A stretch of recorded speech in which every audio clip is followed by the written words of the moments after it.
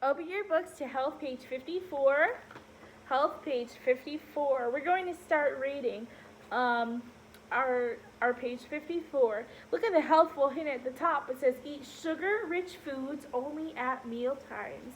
It's very important that if you're going to eat some sugary foods, try to eat them around meal times instead of later or in between meals, because then all that sticky stuff and the acid sticks on your teeth. Lengthy acid attacks. Sweet foods that remain in your mouth a long time, including sugar-sweetened gum, breath mints, and cough drops, lengthen the acid attack. Sticky sweets such as mints, toffee, and caramel desserts, raisins, and other dried fruits, and peanut butter and jelly or honey sandwiches are extremely harmful if they are allowed to remain on your teeth. Acid could be attacking your teeth all day long. It's really important to make sure that you brush your teeth so that all that acid is not just sitting on your teeth.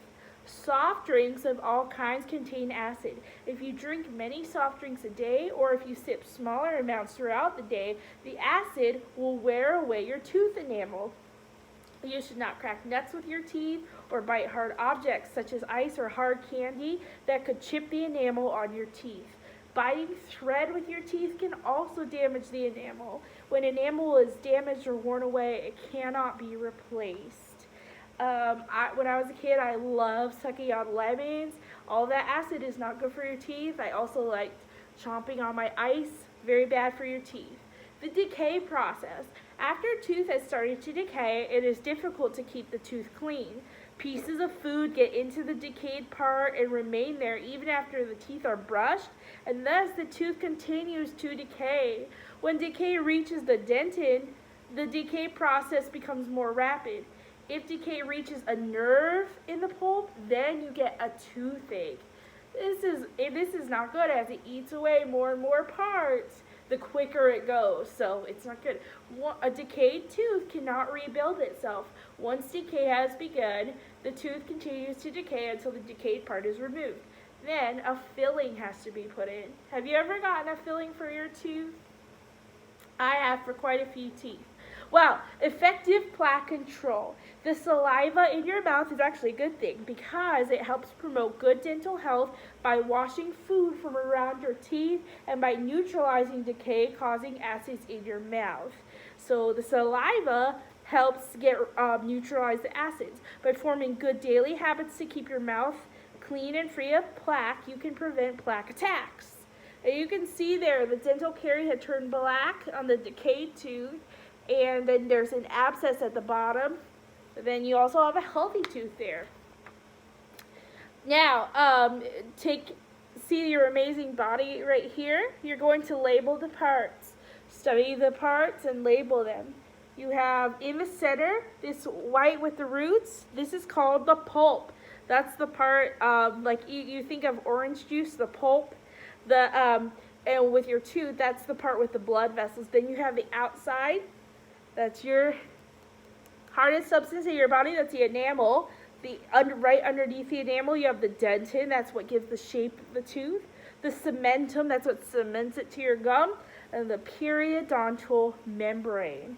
Now, brush frequently. There are several good methods for brushing your teeth, but the method you use is not as important as how well you brush. The next time you brush your teeth, time yourself with a watch that has a second hand. Were you finished brushing in less than 1 minute? That's not good. If so, you probably removed no more than 10% of the plaque from your teeth. So that's not good. That means 90% of the plaque remained on your teeth to form acid for another plaque attack. Brushing your teeth thoroughly will probably take at least 3 minutes. So you're going to get a flat toothbrush, and you're going to use a flat toothbrush with medium strength bristles. So you know how there's a soft, medium, and hard. If you use a hard one, it will actually damage your gums and make them bleed. I like using the soft, but medium is good. And look, you can see in the picture, you're going to wash the outside surface. Okay, brush, brush, brush, brush, brush. You're going to also get the chewing surface. So this is the top right here. You're going to make sure you get the top. And you also make sure you get the inside surface that's over here. Okay, make sure you're brushing your teeth. And you're also gonna make sure you brush it thoroughly because you want to wash all the particles. Right, Julian? Right. That's important to brush your teeth. Hi, everyone. You can say hi to Miss Leanne. Hi, guys. Now you're trying to remove the plaque from your teeth. So a brush that is too stiff, it's gonna damage your gums. Your toothbrush needs to be small enough so that you can reach every tooth, okay? Make sure you're reaching every tooth. Always brush your teeth gently, but vigorously. And make sure that you're cleaning. Sorry. Make sure you're cleaning the teeth every single time. Only one or two at a time. Make sure you brush the inside, like we said, the inside, the outside, the outside, the chewing surface, upper and lower of every tooth. Okay, I know that's tough, but remember you gotta go inside, like in here, then out here, and then up here, okay? Now, this is what my brother used to do, and don't do this, where you use your toothbrush and then you just squash it in there, because like he would kind of bite down, and his toothbrush would take the bristles and kind of like spread them out really far. A worn out brush doesn't clean your teeth very well, and its bristles can injure your gums. I'm choking on the dust. You should replace your toothbrush every 3 to 4 months. So you go to the dentist usually about every 6 months, replace it twice as much. Brush your teeth as soon as possible after you eat. So as you eat or drink, you're getting acid and stuff stuck to your teeth. So as soon as you get done, you need to brush it right away to get rid of the acid and remove the plaque. Whenever you cannot brush right after a snack or a meal, let's say you are at school and you're eating your lunch and you don't have a toothbrush, what you need to do is you should go to the bathroom and rinse your mouth with water. Although the water will not remove the plaque, it can also wash away those food particles and which contains sugar on them. The thing is, you just don't want something sticky or sweet sitting on your tooth and eating away at your enamel, because plaque-producing bacteria are most active during the night.